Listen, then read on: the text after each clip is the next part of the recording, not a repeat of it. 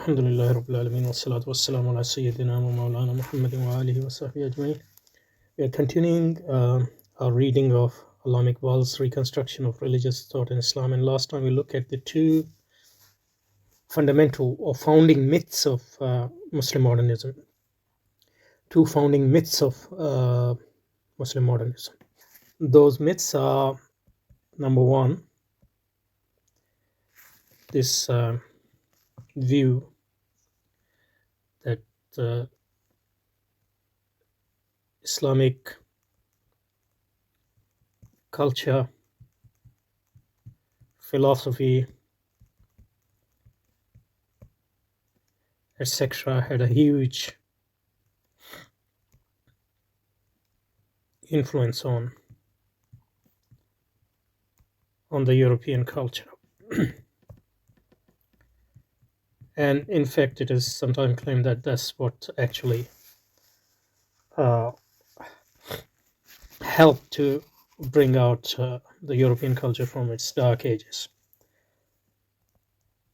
Number two, the other founding myth, and even more important, is that the European culture has two sides to it. Modern European culture, modernity. The European culture or European civilization, which came into existence after the demise of Christendom. The European culture has two sides to it. Exterior. Now, this exterior side is, according to this myth, materialistic, power-hungry, morally corrupt. But then there is an inner reality of this Western culture, interior. And that interior consists of science, philosophy, search for knowledge, curiosity in general,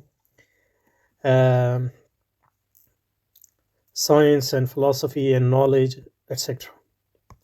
And technology as well, I guess. And this interior is actually the continuation of Islamic influence.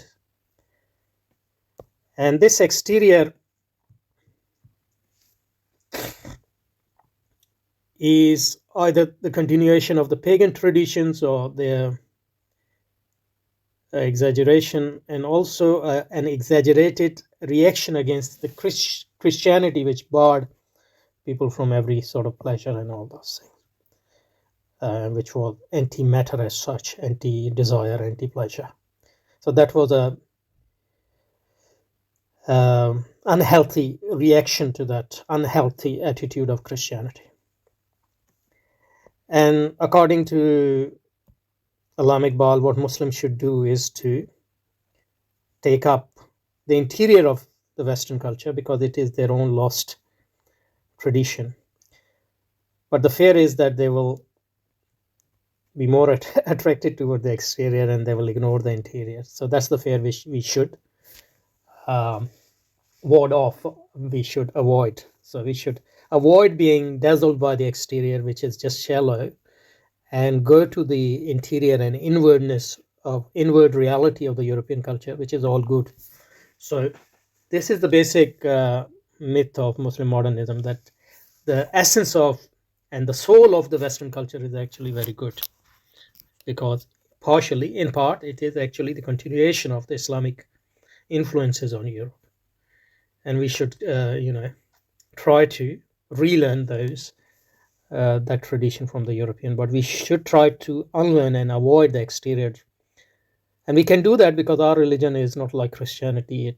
It's due to both body and soul, both the matter and the spirit, etc. So that's the crux of what we looked at in the last two sessions. Okay, so so there is so the most we did this last time, so we just quickly read it to keep the context. The continuity, the most remarkable phenomenon of modern history, and Iqbal is writing around 1920 or something like that, however, is the enormous rapidity with which the world of Islam is spiritually, that is intellectually, moving towards the West. There's nothing wrong in this movement because of the reasons I just talked about. For European culture on its intellectual side is only a further development of some of the most important phases of the Islamic culture. So, see, our only fear, now he's talking about fear, which is that the dazzling exterior of European culture may arrest our movement, the Muslim movement, and which is actually that's what has happened, and we may fail to reach the inwardness of that culture, that is of the European culture, because the inwardness of that culture is actually very Islamic. Obviously, we totally reject this understanding of the West and Islam as well. But what I was saying is that his fear that Muslim will go to dazzling exterior um, would be proven right. During all the centuries of our intellectual stupor, Europe has been seriously thinking on the great problems in which the philosophers and scientists of Islam were so keenly interested. Philosophers and scientists of Islam were so keenly. See, an anachronistic nature of this analysis should be obvious. Science actually came into being in 16th, 17th century, and it's only in 19th and 20th century that it became came to its own. So how come Muslim scientists existed before there was any science? So it's a very ahistorical understanding of what science is and what philosophy is. Anyway, during all the centuries of intellectual stupor, Europe has been seriously thinking about great problems in which the philosophers and the scientists of Islam were so keenly interested. Now, I'm not saying that there wasn't any Muslim didn't do philosophy or didn't do something similar to what is now called science, but the main question is what that has to do with Islam. Every human culture and civilization has something like philosophy and science, because that's necessary to deal with our life on this planet. But how we weave that philosophy and science into a core worldview, which makes us Muslim, or which makes us Christian, or which makes us modernist, or which makes us liberal or Marxist, that's what counts. That's one thing. And the second thing is, and if we differentiate between these two things, the worldview and what people call philosophy and science, it should also be said that inwardness of European culture, as far as we and that's the basic difference between us and Islamic Orthodox position, Islamic revolutionary position, and that of Muslim modernism, is precisely this. The crucial distinct difference between Muslim modernism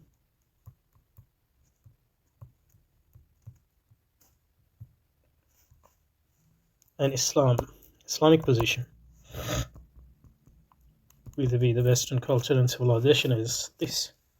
For Muslim modernism, the inwardness of European culture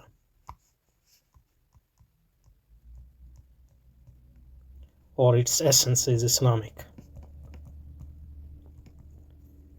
because they consider the greatest achievement of Islam as the achievement of Arabi or Abu Sina and some extreme Mu'tazilas, this worldly achievement, and they see the Western this worldliness as a continuation of that. So for them, the inwardness or essence of modernism is Islamic. That's why Muslim modernism is possible. But our position is that inwardness of modernism, inwardness of post-Christendom, Western civilization, is basically Iblisiyat. It is from Iblis in this particular sense. Not in the sense that Iblis was arrogant and all that, but in the specific sense in which the Iblis tried to persuade Adam alayhi salam to go against the will of Allah subhanahu wa ta'ala, and on the basis of which he tried to persuade Adam alayhi salam and Hawa alayhi salam to disobey and transgress against the will of Allah subhanahu wa ta'ala. And that Iblisiyat consists in basically 2 points.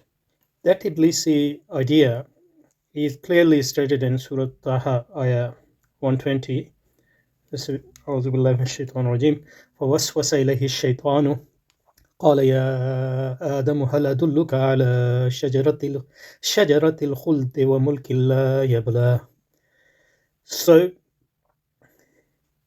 he tried to recruit Adam alayhi salam,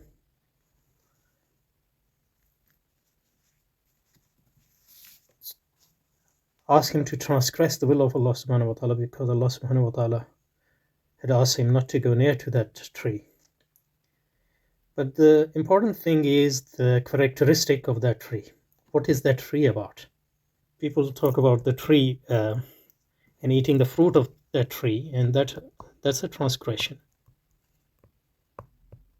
against the will of Allah subhanahu wa ta'ala. But what is in that tree?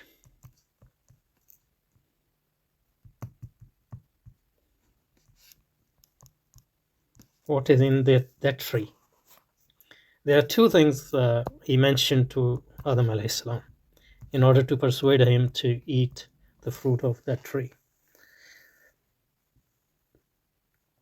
One is, so these 2 trees, one of eternity and the other of the kingdom which never ends. These are the basis on which Iblis persuaded Adam alayhi salam to eat the tree.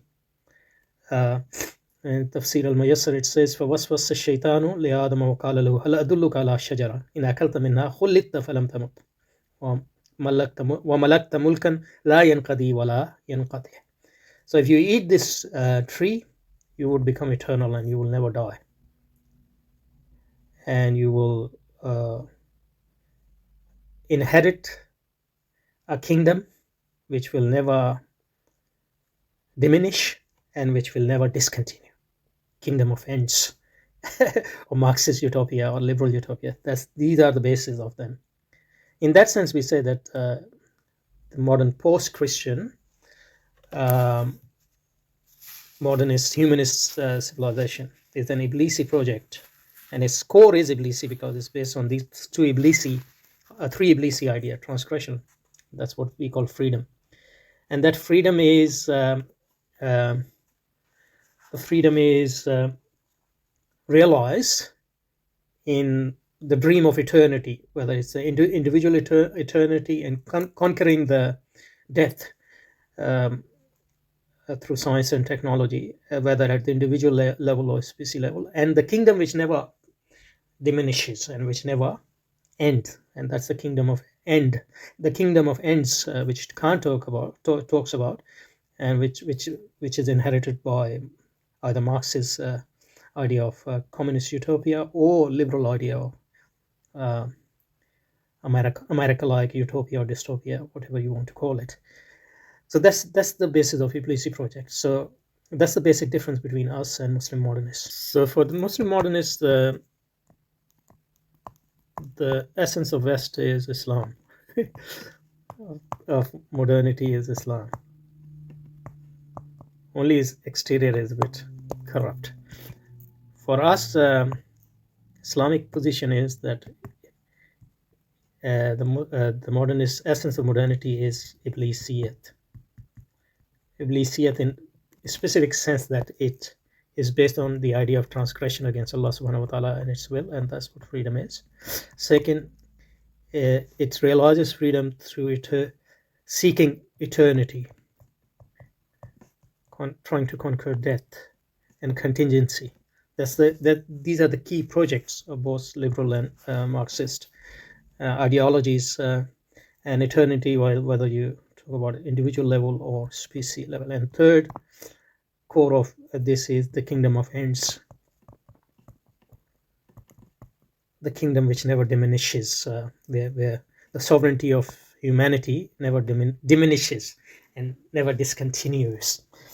So these are the Shaitani project, basically, in this specific sense. So I'm not just using words without any backup. So this is our position, anyway. So during all the centuries of our intellectual stupor, Europe has been seriously thinking on the great problems in which the philosophers and scientists of Islam were so keenly interested. So they were following philosophers and scientists of Islam, not Islam as such, obviously, but Muslim modernists don't care about it. This because they're more, in this sense, Muslim modernism is a form of nationalism, because whatever Muslim did was good, even if it was against Islam, I guess. Anyway, since the Middle Ages, when the schools of Muslim theology were completed, and another thing is, great Muslim modernists are dazzled by the West.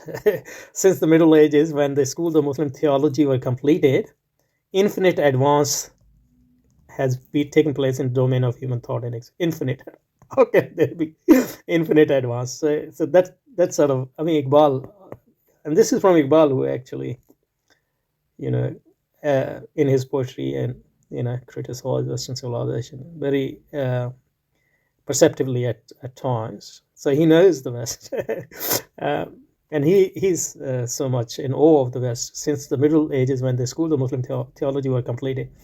The infinite advance testing. This can be dubbed as the third founding myth of the Muslim modernism, but we'll talk about it next time, inshallah. Okay, let's stop here.